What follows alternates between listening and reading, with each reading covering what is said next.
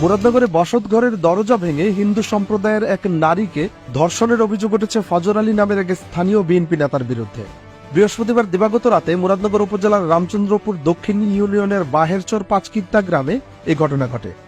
অভিযুক্ত ফজর আলী বাহেরচর পাঁচকিত্তা গ্রামের শহীদ মিয়ার ছেলে।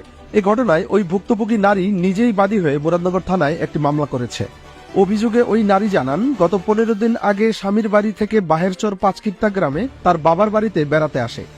বৃহস্পতিবার রাত আনুমানিক 10টার দিকে অভিযুক্ত ফজর আলী ভুক্তভোগীর বাড়িতে গিয়ে ঘরের দরজা খুলতে বলে। ভুক্তভোগী ওই নারী ঘরের দরজা খুলতে অস্বীকৃতি জানালে এক পর্যায়ে ফজর আলী ঘরের দরজা ভেঙে ভিতরে প্রবেশ করে তাকে জোরপূর্বক ধর্ষণ করে। ভুক্তভোগীর চাচা নকুল বর্মন জানান, এই ঘটনার পর থেকে আমরা খুবই নিরাপত্তাহীনতায় ভুগছি। আমার বাতি জোর অত্যাচার হয়েছে, আমার বাড়িতে নিয়ে অত্যাচার আবার না হয়, এটার বিচার চাই, নিরাপত্তা চাই। স্থানীয় বাসিন্দা সজীব বলেন, গতকাল রাতে হিন্দু বাড়িতে একটা অনুষ্ঠান ছিল, আমরা সেই অনুষ্ঠানে গিয়েছিলাম। পরে রাত আনুমানিক 10:30টার দিকে আমরা জানতে পেরে ভুক্তভোগীকে ফজর আলীর হাত থেকে উদ্ধার করি। আমাদের হিন্দু পাড়া প্রতি সপ্তাহে একটা আপনার হরিসেবা নামের একটা অনুষ্ঠান হয় আমাদের পাশের ধর্মের হিন্দু ধর্মের লোকদের। তো ওই সূত্রে আমরা এখানে ফলাফান হাঁটাহাঁটি করতেছি। তো আমাদের এক কাকার কাকি গিয়া হিন্দু আর কি, ওনারা বলতেছে যে আমাদের পাশের বাসুরের ঘরে অনেক দস্তাদস্তি করতেছে, এই সেই কি জানি কার আমরা জানি না। তো আমরা এই সূত্রে 8-10 জন আমাদের গ্রামের ফলাফাইন আমরা বন্ধু বান্ধব বাইকটাই দৌড়ে ঘরে দিয়ে দিই, দরজাটা একটা আওজানো।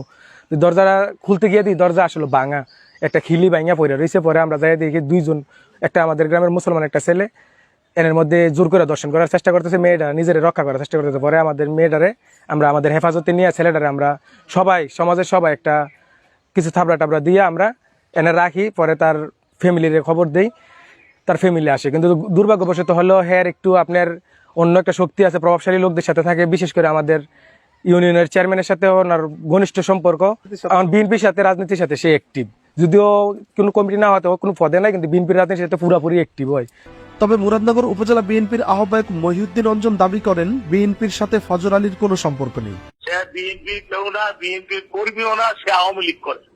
এটা আমাদের উপরে চাপানোর চেষ্টা করতেছে এবং বর্তমান আওয়ামী লীগের চেয়ারম্যান খোকনের সে বডিগার্ড। রামচন্দ্রপুর দক্ষিণ ইউনিয়ন পরিষদের চেয়ারম্যান গোলাম কিবরিয়া খোকন তার বিরুদ্ধে আনা সকল অভিযোগ অস্বীকার করে বলেন, আমি একজন চেয়ারম্যান, আমার কাছে যে কেউ আসতেই পারে। মহিউদ্দিন ভাই অঞ্জন যদি বলে থাকে এটা সম্পূর্ণ অ্যাকচুয়ালি উনি সিনিয়র মানুষ, বড় নেতা, উনি যে কি বললো বা কি আছে জানি না। আমার বলতে আমার কোনো বডিগার্ড বলতে আমি একা চলছি সবসময়।